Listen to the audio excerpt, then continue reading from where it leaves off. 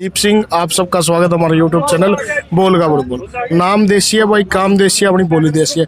इस टाइम आप जितने भी बैठे हैं यू भाई NH1 है दिल्ली तक पानीपत वाला जो आप मेन बात है, जो यू रोड है इस पर कदे भाई खड़े होने की जगह नहीं रहा। अगर रोड क्रॉस नहीं हारदार यार बैठे इस टाइम भाई अपने दौर है संत गोपाल दास जी आ रहे हैं, तो उनसे बात पूछा गया यहाँ पर कैसे आना हो गया उनका।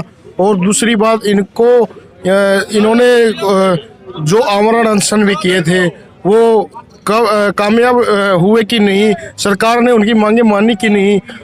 जब तक हम देख रहे थे इन्होंने रोहतक में भी कई जगह पे आमरण अनशन किए थे। तो सबसे पहले संत गोपाल दास जी का हमारे चैनल पर स्वागत करते हैं। तो आइए बात करते हैं। सर नमस्कार। जी नमस्कार सबको, राम राम। कैसे हो? आप सबको देख रहे हैं जी जिस तरह की स्थिति बनी हुई है। जी जी झूठों के दरबार में सच्चाई फरियादी है, ये कैसी आजादी है। जी जी अच्छा देखिए देश में बड़े बड़े जो व्यापारिक घराने उद्योगपति हैं उनके बड़े बड़े कॉरपोरेट के एक झटके में कर्ज माफी हो जाती है। और आज देखिए जो किसान है आज अपनी जायज मांगों को लेके सड़क पे बैठा है। पूंजीपतियों को कभी आपने एजिटेशन करते अनशन करते नहीं देखा, सड़क पे संघर्ष करते नहीं देखा। और दूसरे हमारे जो देश के नेता हैं उनकी भी जो है सैलरी है वो एक झटके में दुगनी चौगनी हो जा रही है। एक किसान एक दाना डालता है, उसके 100 दाने होते हैं, फिर भी आज उसकी हालत मतलब जो दर्द की दवा की दर्द बढ़ ही रहा है। मतलब उसकी जो 72 से 72 हालत, हाँ हालत खराब हो गई है। जिस तरह से मेरे ख्याल में स्वामीनाथन आयोग की जो रिपोर्ट की जो सिफारिशें लागू करने की जहां तक बातें थी, उसको देखो आयोग सरकार बनाती है, रिपोर्ट सरकार बनाती है, जब लागू करने की बात आती है तो लाठी मारती है। तो संवेदना पे सवाल है। केवल ये है ना लूट की, फूट की, झूठ की और सूट और बूट की राजनीति हो रही है। और इस सब की जो है इसकी वैक्सीन ये जनता है, ये किसान है। प्रधानमंत्री जी तो वैक्सीन खोज रहे हैं, अभी बोला है वैक्सीन टूरिज्म करेंगे इस पे जी। तो कहीं ना कहीं जो मुद्दे थे इस सरकार के एजेंडे में वो एक बहुत बड़ा छलावा धोखा साबित हुई। पहले एजेंडे में दिया था गाय को, मोदी को मतदान, गायों को जीवन दान, बचेगी गाय बचेगा देश, यही भाजपा का संदेश। तो एक और बात है जी गोपाल दास जी, आचार्य जी, आपने गायों को लेकर आमरण अनशन तक किया। पहले आपका स्वास्थ्य थोड़ा अष्टपुष्ट था, अब आप कमजोर कमजोर हो गए हो। इसके बारे में आपका क्या कहना? आपकी मांगे भी नहीं मानी है।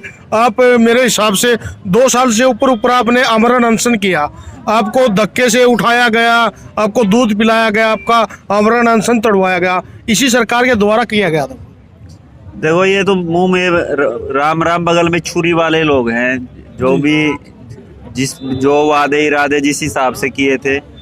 तो कहीं ना कहीं आज हर कोई अपने आप को ठगा महसूस कर रहा है। जहाँ तक बात है हमारा तो ये जो तन है सारा समर्पित है समाज के लिए, समाज में ही हम हैं। तो और माँ की रक्षा के लिए चाहे ये शरीर शांत भी हो जाए तो इसके लिए हमारे को शांति रहेगी। कम से कम हम झुके नहीं, टूटे नहीं, हारे नहीं। इस जो भी ये पापाचारी हैं तो खुद जो इसमें के घटक है उनको भी सोचना चाहिए। जितने बड़े एजेंडे के साथ लगे थे, तो बहुत सारे लोगों को नहीं पता कि खुद ये गौ हत्याबंदी का कानून लेके आए और 2018 में सुब्रमण्यम स्वामी ने उसको जैसे ही उसको सदन में रखा तो खुद ही अपने आप ही बिल वापिस किया। ये इतिहास में बड़ी बात थी कि दूसरे विपक्षी दलों ने सब ने इसका पुरजोर समर्थन किया और इसका विरोध किया। तो आप देखिए कि ये कितने बड़े कातिल हैं कि भाई गाय के ऊपर इसको ATM मशीन समझ के इन्होंने सत्ता हासिल की, और बाद में जब गाय के साथ ही उसी के साथ गाय जैसे पवित्र जीव को इसका सामना करना पड़ा। आप स्थिति आज देख ही रहे हैं। कहीं ना कहीं विपक्ष को हम चाहे कैसे ही पहले उस समय ऐसा दिखाई देता था कि ये मतलब सबसे बड़ी भूल हुई है और ये सबसे वो है। उसके एवज में तो ये मतलब ये तो बहुत क्रूअल सरकार साबित हुई। इसने तो गाय को मतलब मारने का मतलब टेंडर ही कर रखा था। जी, तो आप यहाँ पे आए हो, आपका किसानों को कितना समर्थन देने आए हो या वैसे देखने आए हो किसान कितने आए हुए हैं? नहीं नहीं, वो हम कोई अवसरवादी या मूक दर्शक बन के तमाशबीन लोग नहीं है। मैं इस आंदोलन को आपको बता दूं, 2000 मुझे बता नहीं तो क्या चाहिए, 2014 में शुरुआत हुई थी जींद पटियाला रोड पे, जो अपनी 52 गांव लगते हैं वहाँ पे जींद के पास में। तो वहाँ ये तय हुआ था उस समय की गायें बचाओ किसान बचाओ यात्रा वहाँ जींद से चल के बनारस तक गई थी। जब ये मतलब मगरमच्छी आंसू बहा के किसानों का समर्थन ले रहे थे, उस समय हमने संकल्प किया था भाई जब तक धरती का जो है अन्नदाता है, जब तक वो परेशान है तब तक हमने अन्न का त्याग किया था, जब तक ये मांगे पूर्ण नहीं होगी। तो उसी बात का लेके पुराना जुड़ाव है, इस बात को लेके किसानों को लेके। जब जब अन्याय अत्याचार शोषण कुपोषण की जहाँ भी बात होगी या धर्म की बात होगी, तो धर्म की दूरी पे खड़ा होना हम सब का दायित्व है। और भाई ये पापी हैं, जिस तरह कौरवों की भारी सेना में खड़े थे, कुछ लोग तो अभी भी जिनकी भूमिका बनती है वो द्रोण और भीष्म पितामह बने देख कर धरती माता का चीरहरण हो रहा है और उसको देख रहे हैं, तो कहीं ना कहीं वो भी अपवाद में है इस बात पे। तो एक और बात है जी आचार्य जी, जैसे हर सरकार आती है किसानों के नाम पे वोट मांगती है, अगर वोट मांग के वो सरकार आ जाती है तो किसानों के नाम पे राजनीति होती है, वो बोलती है उसने नहीं किया हमने ये किया। हर सरकार आई गई, किसी ने भी किसानों के लिए कुछ भी नहीं किया, ना ही तो उनका कर्जा माफी हुआ है। जो डीएपी यूरिया का रेट 300 था आज 1200 हो गया है।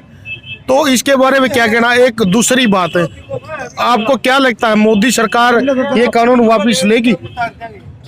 देखो, जहाँ तक लागत मूल्य की खर्चे की बात आपने बताई कि लागत मूल्य के ऊपर ही वो सरकार ने आयोग और ये सारी चीजें बनी है। सरकार इस चीज से अनजान नहीं है, सब पता है उस बात का, इससे कोई अनभिज्ञ नहीं है कि भाई लागत मूल्य खर्च ज्यादा बढ़ रहा है तो उसको अपनी मजदूरी भी नहीं बच रही है। दूसरी हिसाब से आज देखो जिस तरह से अपनी वो तो आफत में ही रहता किसान, बुआई से बटाई तक उठाई तक मंडी तक ले जाते और फिर कितने दिन तक उनकी वो पेमेंट नहीं होती है।